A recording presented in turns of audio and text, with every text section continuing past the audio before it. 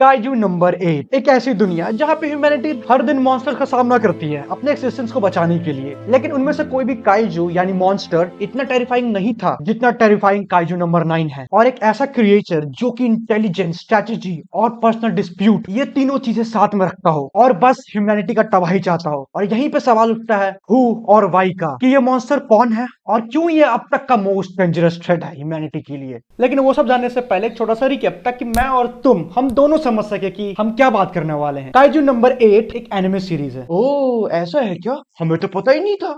जहाँ पे ह्यूमैनिटी सामना करती है बड़े बड़े मॉन्स्टरों से अपने एग्जिस्टेंस को बचाने के लिए, और डिफेंस फोर्स जो कि हमारे असली हीरोज हैं, और ये वही लोग हैं जो कि काइजू का सामना करते हैं और अपने सिटीजन्स को बचाते हैं। लेकिन उसी बीच हिबिनो काफ्का एक ऑर्डिनरी बंदा जो कि डिफेंस फोर्स ज्वाइन करना चाहता है, लेकिन कई कोशिशों के बाद भी वो डिफेंस फोर्स ज्वाइन नहीं कर पाता है। और अब बस उसके पास एक लास्ट अटेम्प्ट बचा है डिफेंस फोर्स ज्वाइन करने का। लेकिन एक रात को एक काइजू काफ्का पे अटैक कर जाता है और उसके अंदर घुस जाता है और काफ्का को एक मॉन्स्टर में बदल देता है, काइजू नंबर 8। और वो छोटा काइजू काफ्का को एबिलिटी देता है एक काइजू में ट्रांसफॉर्म होने का। लेकिन इसके दूसरी ओर पूरी दुनिया पे इवॉल्व काइजू का खतरा बढ़ रहा था, और काइजू नंबर 9 उन खतरों में सबसे बड़ा खतरा है। देखो, काइजू नंबर 9 का अपीयरेंस एक मिस्टीरियस ह्यूमनॉइड काइजू के फॉर्म में होता है। और इतना ही नहीं, वो पहला ऐसा काइजू था जो कि इंसानों की तरह बात कर सकता था, इंसानों की तरह सोच सकता था, और दूसरे मॉन्स्टर की तरह ये कहीं छुप के नहीं रहता है, ये इंसानों के बीच में रहता है और अपने विक्टिम्स को पहले खाता और उन्हीं में ट्रांसफॉर्म हो जाता और उनकी नॉर्मल लाइफ जीने लगता, जिसकी वजह से किसी को भी उसके ऊपर शक नहीं होता। और नंबर 9 के एग्जिस्टेंस के बारे में कोई रिकॉर्ड नहीं है कि ये काइजू कब से जिंदा है। और भाई इसने हर एक एरा के स्ट्रॉन्गेस्ट वॉरियर पे कब्जा किया है, चाहे वो शोगन ही क्यों ना हो, उनमें से कोई भी उसके पावर को रेजिस्ट नहीं कर पाया। और न्यू एरा में हमें नंबर 9 के असली पावर का एक छोटा सा नमूना देखने को मिलता है एप्टीट्यूड टेस्ट में, जहां पे न्यू रिक्रूट जो कि डिफेंस फोर्स ज्वाइन करना चाहते हैं उनका फिजिकल, मेंटल और उनकी कंपैटिबिलिटी चेक करी जाती है पावर सूट्स के साथ, वो भी रियल मॉन्स्टर्स के सामने। और पावर सूट एक ऐसे डिवाइस है जो कि नॉर्मल ह्यूमन बींग्स को पावर प्रोवाइड करता है एक काइजू को एलिमिनेट करने का। और यही नहीं, वो सूट हर पर्सन की यूनिक एबिलिटी को बाहर लाने में भी हेल्प करता है। लेकिन सूट के मैक्स पोटेंशियल को हैंडल करना सबकी बस की बात नहीं है। कोई भी एरा गहरा इंसान सूट के मैक्स पोटेंशियल को हैंडल नहीं कर सकता, वो सूट उसकी जान ले लेगा। और सिनोमिया the prodigy of the new era, जिसने आते ही कॉम्बैट सूट के 46% पावर को एक्सेस कर लिया था, और 46% रिलीज स्टेट को एक्वायर करना अपने आप में ही बड़ी बात है, जो कि बस डिफेंस फोर्स के टॉप टियर बंदे ही कर सकते हैं, वो भी कई सालों के ट्रेनिंग के बाद। और सिनोमिया जिसने एप्टीट्यूड टेस्ट में तबाही मचा रखा था, ऐसा कोई भी मॉन्स्टर नहीं था जो उसकी आंख के सामने आए और बच जाए। भाई वो बंदी पूरे अरीना को डोमिनेट कर रही थी, पूरे एप्टीट्यूड टेस्ट में उसके सामने कोई खड़ा होने वाला नहीं था। लेकिन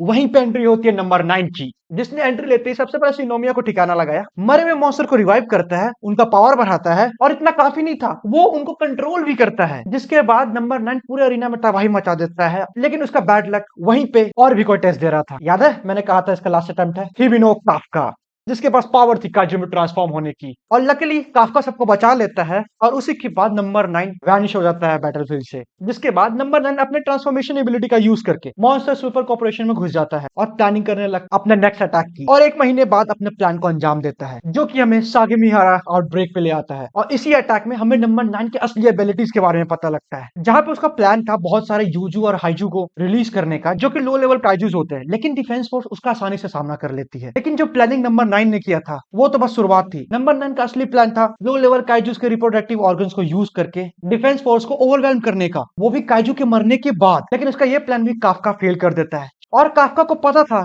कि कुछ तो गड़बड़ इन मॉन्स्टर्स के साथ, इनके पास दो दो कोर क्यों हैं। जिसके बाद वो पूरे डिफेंस फोर्स को अलर्ट करता है और सबको बोलता है कि इनके पास दो दो कोर है, उन दोनों को तबाह करो, वरना ये फिर से मरने के बाद रिवाइव हो सकते हैं। और अपने प्लान को फेल होता देखने के बाद भी नंबर 9 डिसाइड करता है कि वो खाली हाथ तो नहीं लौटेगा, वो कुछ ना कुछ तो लेके जाएगा। नंबर 9 सोच लेता है कि वो डिफेंस फोर्स के मेंबर्स को किडनैप करेगा, उन पर रिसर्च करेगा और उनके बारे में सब कुछ जान के रहेगा। हुरु और लानो जो कि नंबर 9 को फेस कर रहे थे, उनको पता था कि ये काइजू कोई नॉर्मल काइजू नहीं है, जिसका सामना वो कभी नहीं कर पाएंगे, और जिसके बाद वो बैकअप के लिए कॉल करते हैं। लेकिन नंबर 9 एक स्टेप आगे निकलता है, वो अपनी एबिलिटी का यूज करता है, जो कि टाइम और स्पेस दोनों को अल्टर कर सकती है और एक मिनी पॉकेट डायमेंशन बना सकती है, जिसमें कोई भी कम्युनिकेशन डिवाइस ना ही काम करती है, और कोई भी थिंग्स और लिविंग बीइंग्स के परमिशन के बिना ना बाहर बाहर जा सकते हैं ना अंदर आ सकते हैं। लेकिन लकीली नंबर 8 हिबिनो काफका भी उसी डोमेन के अंदर होता है और उन दोनों के बीच में एक फाइट छिड़ जाती है, जिसके बाद नंबर 9 अपनी असली एबिलिटी शो करता है, regeneration, adaptive evolution, range attacks, human mimicry और काइजू फ्यूजन, जिसका यूज करके वो दूसरे काइजू को एब्जॉर्ब कर सकता है और अपनी पावर बढ़ा सकता है। और नंबर 9 अपने दिमाग का क्या ही यूज करता है। जब पहली बार नंबर 9 का सामना नंबर 8 से हुआ था, नंबर 9 वहीं पर समझ चुका था कि नंबर 8 लॉन्ग रेंज अटैक्स में वीक है, जिसके बाद उसने अपना अलग लॉन्ग रेंज अटैक क्रिएट किया और उतना ही नहीं, अपने आप को बचाने के लिए बाकी सारे काइजूस को यूज करके